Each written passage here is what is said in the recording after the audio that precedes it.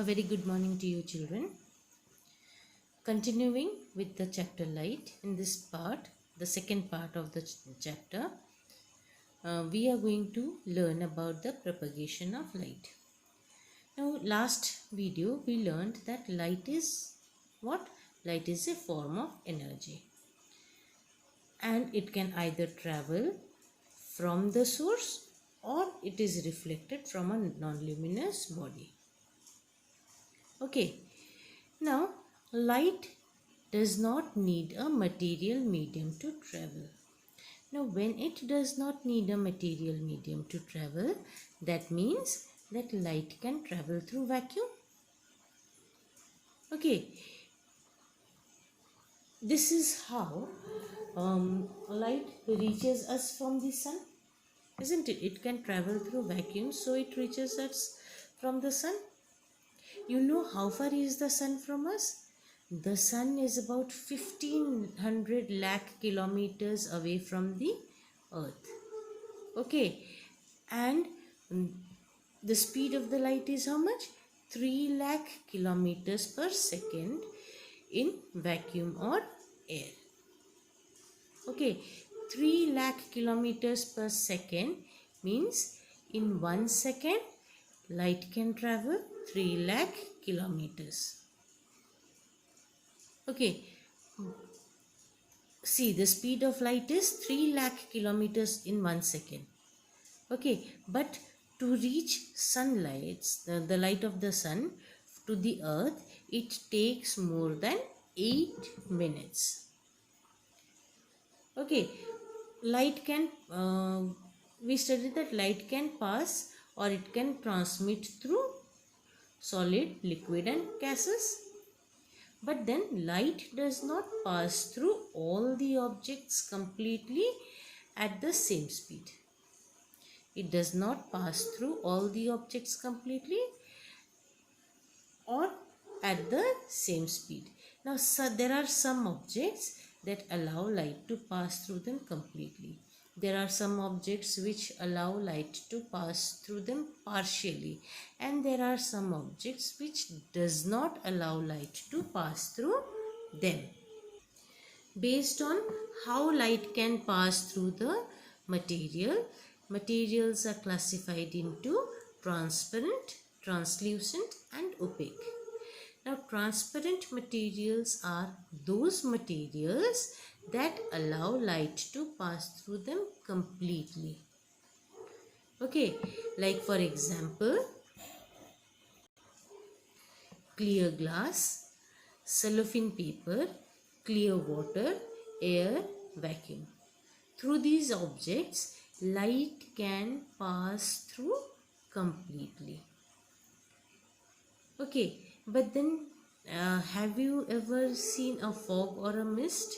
Then clouds, oil, paper or muddy water, ground glass. Through these materials, light does not pass through completely. That means light passes through them partially. Okay, so materials that allow light to pass through them partially are transparent materials. Okay, what are the examples? Ground glass, muddy water, fog, mist, clouds, oiled paper, etc. Then we learned that transparent materials are materials that allow light to pass through them completely. Translucent, it allows partial light to pass through them. Then there must be materials which does not allow light to pass through them.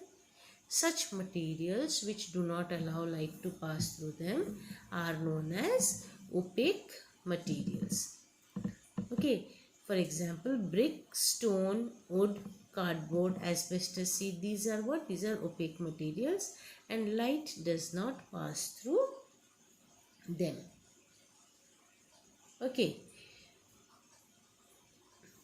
Then coming to rays and beam of light.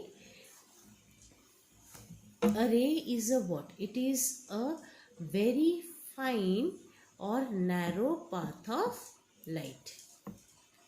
Okay, it is very fine or a narrow path of light is known as a ray of light. Then when there is a collection of such rays of light, then it is known as beam of light. Like this, when there is a collection, when many rays of light are together, then it is known as beam of light.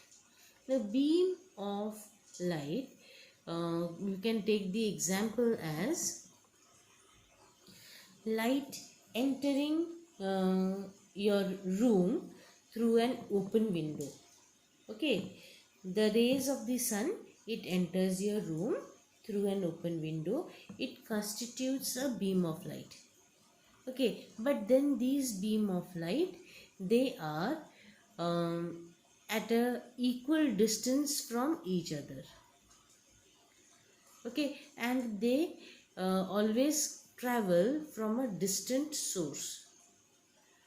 Okay, the sun rays, they travel from a very distant source, and when this beam of light, they are at an equal distance from each other, it is known as the parallel beam of light.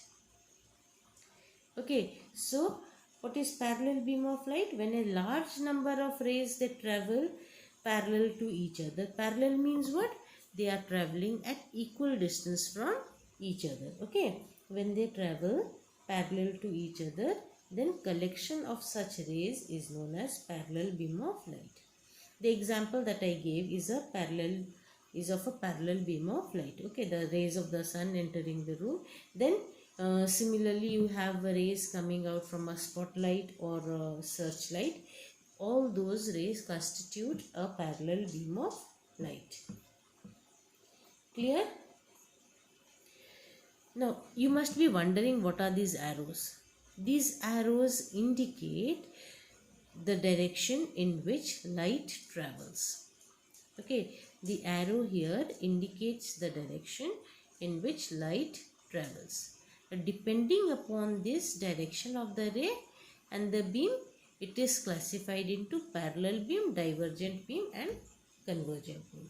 Parallel beam, I said that it travels from the source. Okay, it travels from the source. What is divergent beam? When rays of light, they start from a point, okay, and they travel in various directions. Here you see, it is starting from, figure is not visible. No? Now here you see that it is starting from a point and it is traveling in different directions. Such beam of light is known as divergent beam of light. Example is what? Light coming out from a bulb or a burning candle.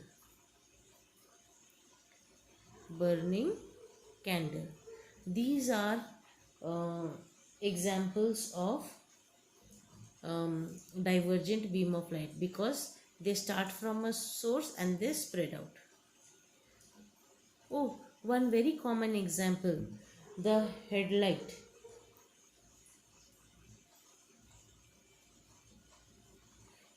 Vehicle headlight. Okay, it is also an example of the divergent beam of light, because they start from the source and they spread out in different directions. Clear? Then what is convergent beam of light? When the light rays from a nearby large source, they come close to meet or they converge to us at a single point, then it is known as convergent beam of light.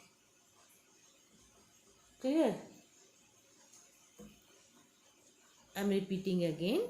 When the light rays from a nearby large source, they come closer and they meet at a point, then it is known as convergent beam. See, light from arrows are facing towards the point, isn't it? So that means what? They are coming from distant source and they will meet at a point. This is known as convergent means. We can either say here that they converge at a single point. Clear? I hope till here you have understood. In the next video, we'll be starting with rectilinear propagation of light.